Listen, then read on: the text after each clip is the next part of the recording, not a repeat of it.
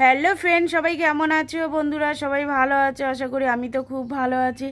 আজ আমি বানাবো পার্শে মাছ দিয়ে, ডালের বড়ি দিয়ে আমি বানাবো বেগুন দিয়ে বা পার্শে মাছটা একদম অন্যরকম রান্নাটা। পার্শে মাছের ঝাল ঝোল অনেক কিছু খাওয়া হয়েছে, এবার ভাবছি কি রান্না করব পার্শে মাছটা দিয়ে। এই পার্শে মাছটা দিয়ে আমি বানালাম বেগুন।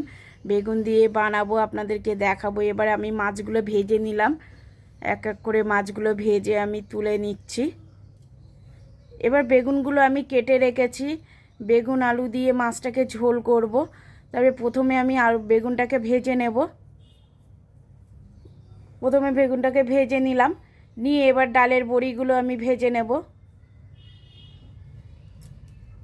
এবার ওই তেলে দিয়ে দেব শুকনো লঙ্কা, তেজপাতা আর পাঁচ ফোড়ন দিয়ে দেবো। আপনারা অন্য জিরের ফোড়নও দিতে পারেন, তবে পাঁচ ফোড়নটা দিলে টেস্টি হয়। আমি তাই পাঁচ ফোড়ন দিলাম। দিয়ে দিলাম পেঁয়াজ।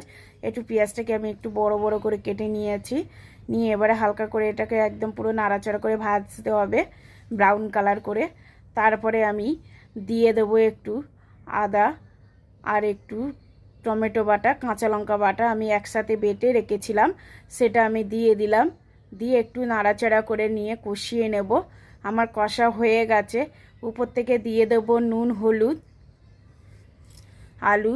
প্রথমে আলুটাকে দেব, তারপরে নুন হলুদটা দেব। আলুটাকে আমি পুরো আলুটাকে দিয়ে দিচ্ছি। আমি এখানে নিয়েছি 3টে আলু ব্যবহার করেছি, যেহেতু আমাদের লোক বেশি তার জন্য 3টে আলু নিয়েছি। দিয়ে দেবো এবার নুন হলুদ। নুন হলুদটা দিয়ে ভালো করে কষাতে হবে, মশলার সাথে ভালো করে কষিয়ে নিতে হবে আলুটাকে। তবে আমি কেন আলুটাকে পেঁয়াজটাকে একদম পুরো কষিয়ে নিচ্ছি, ওটা ভেজে নিলে হতো, কিন্তু ওর টেস্টটাই একদম আলাদা হয়, তার জন্য আমি ওটা নিলাম না। দিয়ে দিলাম একটু জল। জল দিয়ে ভালো করে আমি কষিয়ে নিলাম। নিয়ে এবার বেগুনটাকে দিয়ে ভালো করে আমি কষিয়ে নিচ্ছি।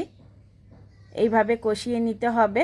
তারপরে দিয়ে দেবো 4-5টা কাঁচা লঙ্কা চিড়ে, দিয়ে আবার কষিয়ে নেব। তারপরে জল দিয়ে দেবো। এবার জল দিয়ে ভালো করে নাড়াচাড়া করে নিতে হবে। ফুটে গেলে মাছগুলো দিয়ে ডালের বড়ি দিয়ে একদম পুরো হতে দেব।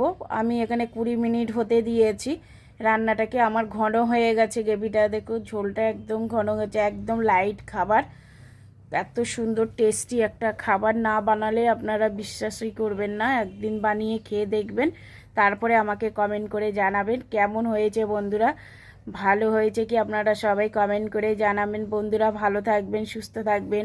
টাটা বন্ধুরা, আবার দেখা হবে, বাই।